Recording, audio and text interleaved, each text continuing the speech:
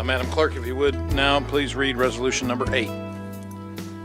A resolution to authorize the mayor and city clerk to execute documents to relinquish the interest of the city in a parking deck located at 7th and Scott Streets to Metro Center Improvement District Number 1 to accept the donation from Metro Center Improvement District Number 1 of a sculpture to remain within the city and to be placed initially on the grounds of the Arkansas Arts Center and for other purposes.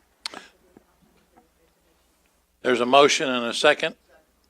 Okay, we have two cards. We have one for and one against. Let me call on Mr. Raycop.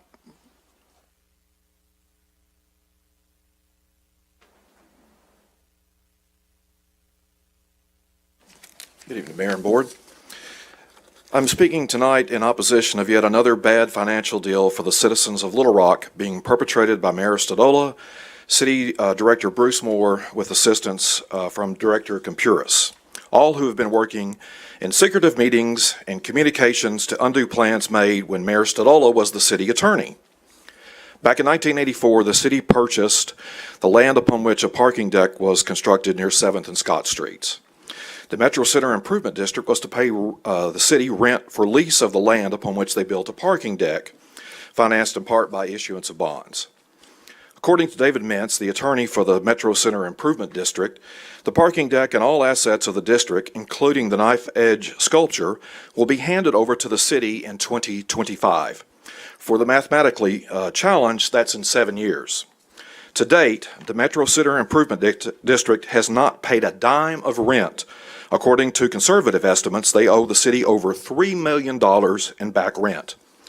They are in default, and according to Ordinance 14974, which deals with the lease agreement between the city and the district, the city can and should immediately take possession of the parking deck for non-payment of rent.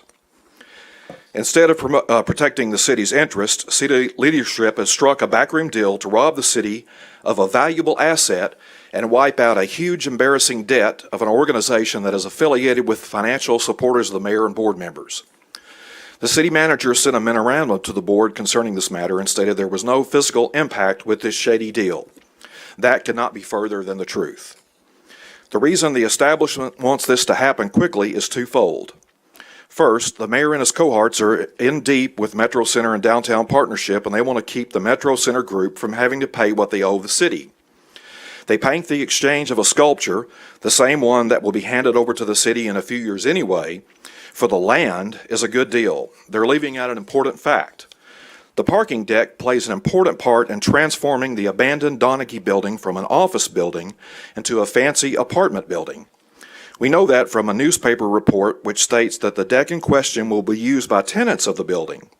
The deck, although used by the Department of Human Services for overflow parking and some patrons of the Repertory Theater, was never a cash cow until now.